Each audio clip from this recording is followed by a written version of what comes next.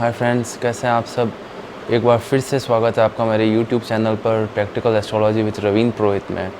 तो फ्रेंड्स, अपन sixth house के बारे में डिस्कस कर रहे थे, राइट। प्रैक्टिकल एस्ट्रोलॉजी का मेरा ये जो चैनल है, इसमें अपन ने पूरी जो स्टार्टिंग से फर्स्ट हाउस है उसके बारे में अपन ने डिस्कशन स्टार्ट किया था। मैंने आपको first, second, third, fourth, fifth 5 जो हाउसेज होते हैं जन्म कुंडली के, 12 में से जो 5 हैं उनके बारे में अभी तक मैंने आपको बताया है। किस किस चीज़ से वो रिलेट करते हैं, क्या होता है जब उनकी दशा अंतर्दशा आती है, राइट। कुछ प्लैनेट्स के बारे में भी मैंने आपको एक्सप्लेन किया है। और राइट, प्लैनेट्स के बारे में मैंने आपको ये भी कहा था दैट आगे फर्दर अपन अलग से एक पूरी और सीरीज़ बनाएंगे। हर एक प्लैनेट का उसमें मैं अलग डिस्क्रिप्शन दूंगा। अभी अपन बात कर रहे हैं 12 हाउसेस की। एक जन्म कुंडली में 12 हाउसेस होते हैं। एक जातक की जन्म कुंडली में 12 हाउसेस होते हैं, right. First, second, third, fourth, fifth, sixth, seventh, eighth, 9, 10th, 11th, 12th, all right. इस तरह 12 हाउसेस होते हैं। मैंने आपको बताया था दैट सिक्स्थ हाउस जो है उसका अपन ने डिस्कशन स्टार्ट कर दिया था। आई टोल्ड यू दैट कैसे ये रिलेट करता है रोग से, गुप्त रोग, किसी तरह का डिजीज़ अगर थोड़ा सा भी बिगड़ा हुआ हो आपकी जन्म कुंडली में सिक्स्थ हाउस या उस सिक्स्थ हाउस का लॉर्ड जो है वो, तो थोड़ा सा भी मतलब इसकी दशा या अंतर्दशा अगर गड़बड़ आती है, प्रॉब्लमेटिक आती है, तो किस तरह रोग मतलब उससे ग्रसित हो जाता है जातक। मैंने आपको 1-2 एग्जांपल्स भी दिए थे उस टाइम, राइट। मैंने आपको बताया था किस तरह जो मेरे परिचित थे उनको कैंसर का रोग लगा था उस टाइम, और जिसको उन्होंने ओवरकम भी किया था, राइट। डिफीट दी थी उन्होंने कैंसर को। तो आज अपन आगे स्टार्ट करेंगे इसी सिक्स्थ हाउस का जो डिस्कशन है उसको। शत्रु, रोग और कर्जा, राइट। देखिए, ये ऐसी चीज़ें हैं जो आज के टाइम में मतलब एक अच्छा खासा कोई भी पर्सन हो और अगर इन चीज़ों से उन्हें प्रॉब्लम रहेगी, शत्रु, रोग और कर्जा, तो वो मतलब किसी भी तरह वो जो उनकी यूटिलिटी है वो कुछ काम की नहीं रहेगी, ऑल राइट। परफॉर्मेंस डाउन हो जाएगी। भाई कोई भी मान लीजिए, आप कहीं पे जॉब करते हैं, आपका कोई बिज़नेस है, अगर वहाँ पे भी किसी तरह आपको कोई आपके गुप्त शत्रु हैं तो आपको उनकी वजह से प्रॉब्लम रहेगी। वो आपके किसी ना किसी तरह गुप्त तरीके से मतलब सीक्रेटली वो आपके ऊपर अटैक करते रहेंगे, आपके पीठ पीछे कंस्पायर करते रहेंगे, ऑल राइट। या आपके घर में भी आपका परिवार जो है कोई बड़ा मतलब ख़ानदान होता है, तो उनमें भी ये चीज़ें होती रहती है, बैक बाइटिंग एंड ऑल। तो ये सब गुप्त शत्रु का देखिए मामला होता है। यही चीज़ सिक्स्थ हाउस से भी इसका रिलेशन होता है, गुप्त शत्रु, रोग, ऑल राइट, एंड कर्जा, राइट। ऐसा भी होता है जब सिक्स्थ हाउस के लॉर्ड की दशा अंतर्दशा आती है तो आपको कर्जा भी जातक को लेना पड़ता है। ऐसा कई बार देखा गया है। एंड देन वापस जब दशा सही ढंग की आती है तो वो कर्जा भी चुका देता है। और अगर सिक्स्थ हाउस की जो महादशा है वो अगर पूरी तरह बिगड़े हुए है तो कर्ज में आदमी जातक जो है वो डूब भी सकता है, ऑलराइट। तो ये सारी चीज़ें हैं सिक्स्थ हाउस से रिलेटेड। कुछ एग्जांपल डिस्कस करते हैं, राइट। तुला लगन की देखिए, कोई जातक जो होते हैं तुला लगन के, तुला लगन में बृहस्पति जो है, देखिए बृहस्पति ये गुरु कह दीजिए, नैसर्गिक शुभ ग्रह है, राइट। गुरु की दृष्टि, गुरु इटसेल्फ एक बहुत ही शुभ ग्रह है। बट तुला लगन में गुरु थर्ड हाउस का एंड सिक्स्थ हाउस के लॉर्ड होके घोर पापी होते हैं, ऑल राइट। हालांकि शुभ ग्रह है, गुरु बृहस्पति जो है बहुत ही अच्छा है, इनकी जो दृष्टि होती है वो भी अच्छी होती है। बट तुला लगन की कुंडली में, राइट, वृषभ लगन हो गए, तुला लगन हो गए, इनमें गुरु पापी होते हैं, लगन के घोर शत्रु होते हैं, राइट। शुक्र एंड गुरु आर एनिमीज़। तो तुला लगन की अपन बात कर रहे हैं। तुला लगन में बृहस्पति जो है वो सिक्स्थ हाउस के लॉर्ड होते हैं, ऑल राइट। तो मैं आपको एक एग्जांपल बताता हूँ। एक जातक के तुला लगन की कुंडली में बृहस्पति जो है वो 10th हाउस में विराजमान थे, ऑल राइट। बृहस्पति देखिए, कर्क राशि में बृहस्पति बहुत पावर में होते हैं, उच्च में एकदम हो जाते हैं, उच्च राशि कहते हैं इसे बृहस्पति की, ऑल राइट। इसमें वो कर्क राशि में बृहस्पति बहुत ही पावरफुल होते हैं। तो मैंने उन्हें उस टाइम आगाह किया था दैट आपके बृहस्पति की भुक्ति अंतर्दशा जो है, उसे भुक्ति भी कहते हैं, स्टार्ट होने वाली है। एंड इसमें आपको आपके जो जॉब है उसमें किसी तरह की कुछ प्रॉब्लम आ सकती है। तो मैंने उन्हें पहले ही सतर्क कर दिया था। ऑलराइट, तो उनके जैसे ही बृहस्पति की जो दशा स्टार्ट हुई, आप मानेंगे नहीं, सबसे पहले उन्हें चार्जशीट मिली। ऑलराइट, जिस चीज़ को उन्होंने मतलब काफ़ी 2-3 साल पहले का कोई केस था, उसका सब कुछ सुलटारा वगैरह हो चुका था, गवर्नमेंट ऑफिशियल थे वो, और उन्हें हाथों हाथ एकदम से बृहस्पति की अंतर्दशा स्टार्ट होते ही चार्जशीट मिल गई। अगेन, गुप्त शत्रु कॉन्स्पायर करते हैं, राइट। कॉन्स्पिरेसी होती है आपके पीठ पीछे कोई किसी तरह की, आपको अंदाज़ा नहीं होता दैट आपके साथ क्या होने वाला है, और एकदम से गुप्त शत्रु मौका देखते ही आपके ऊपर अटैक करते हैं। गोरिल्ला वार स्ट्रेटजी सुना है आप लोगों ने, पहले होता था स्टार्टिंग में जो मतलब पहले पास्ट में बहुत पहले जो वॉर्स होते थे उसमें गोरिल्ला वॉर होता था।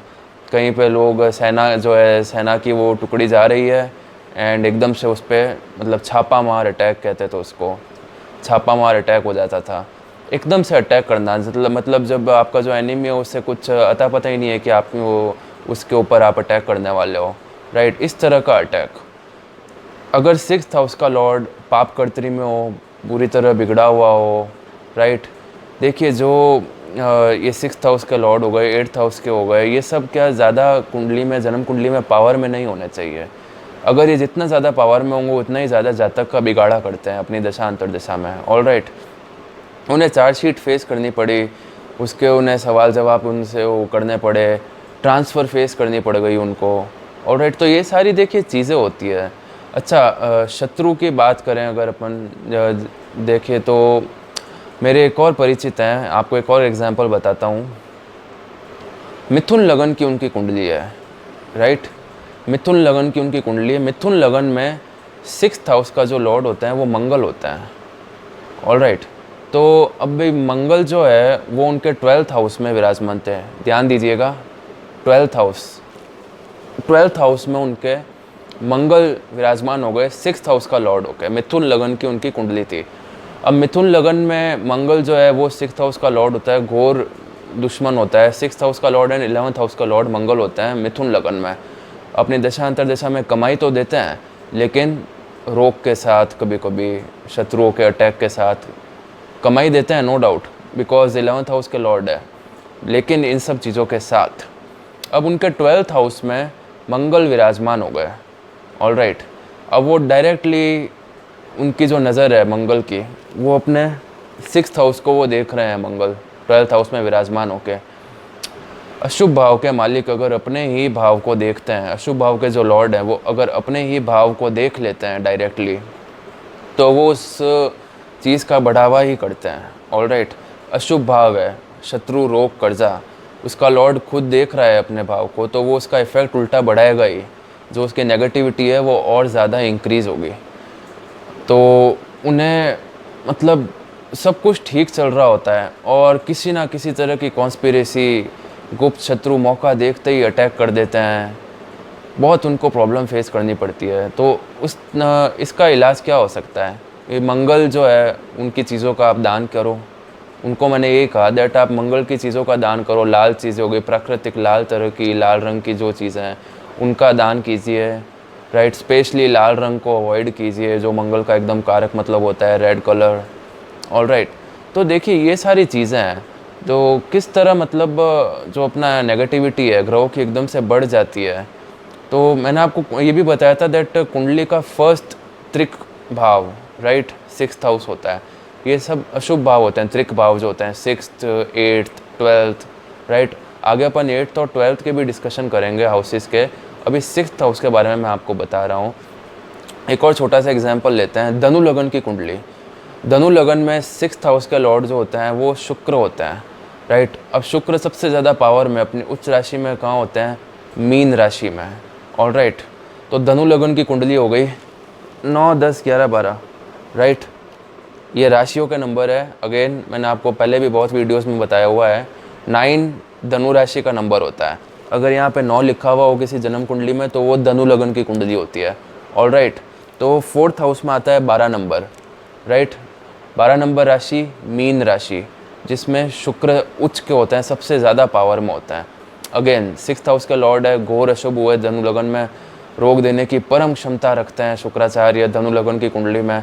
जब भी दशा अंतर्दशा आती है किसी न किसी तरह का रोग, स्पेशली डायबिटीज़ देते हैं, बिकॉज डायबिटीज़ जो है शुगर का जो रोग है वो मेनली शुक्र से ही रिलेटेड होता है।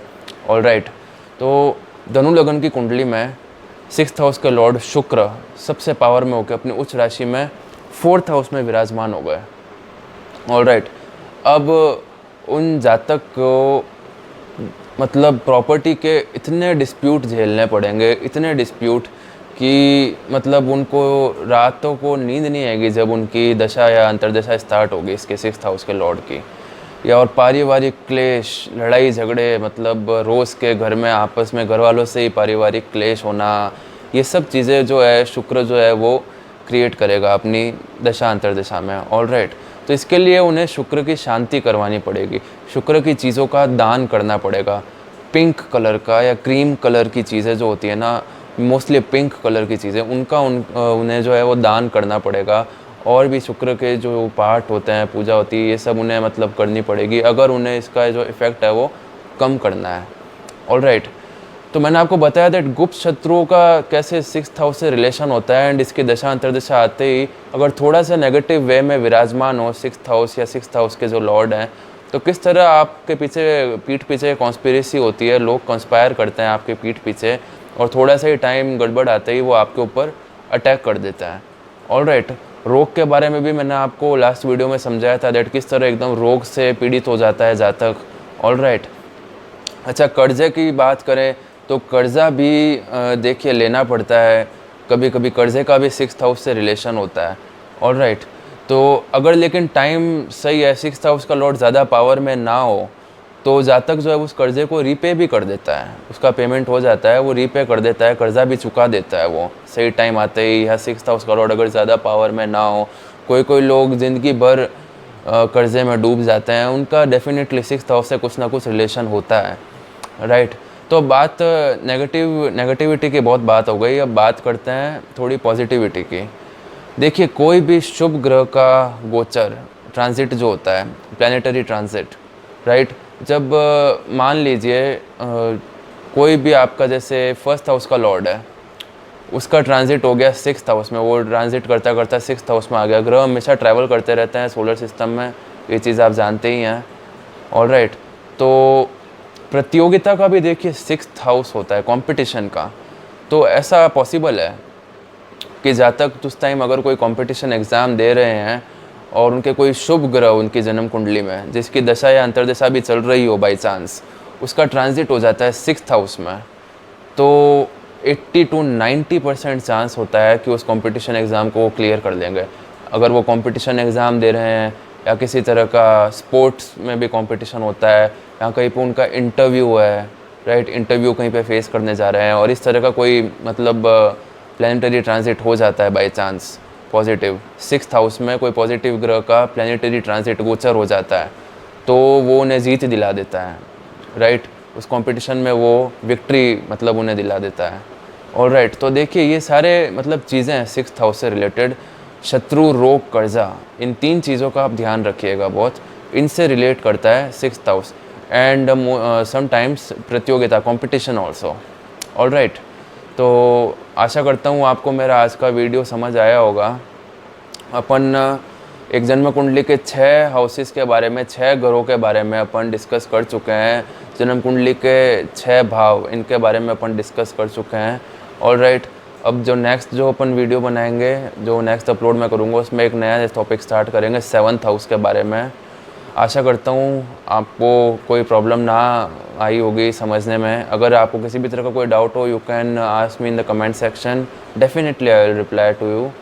ऑल राइट, एक बार आपसे वापस रिक्वेस्ट है, प्लीज़ लाइक कीजिएगा मेरे वीडियो को, जितना ज़्यादा हो सके शेयर कीजिएगा, प्लीज़ सब्सक्राइब कीजिएगा मेरे चैनल को, एंड बेल आइकन दबाना ना भूले जो पास में बेल आइकन है, बिकॉज ऑफ दैट जब भी मैं वीडियो अपलोड करूँगा हाथों हाथ आपके पास नोटिफिकेशन आ जाएगा। ऑल राइट, तो मिलते हैं next time. Thank you so much.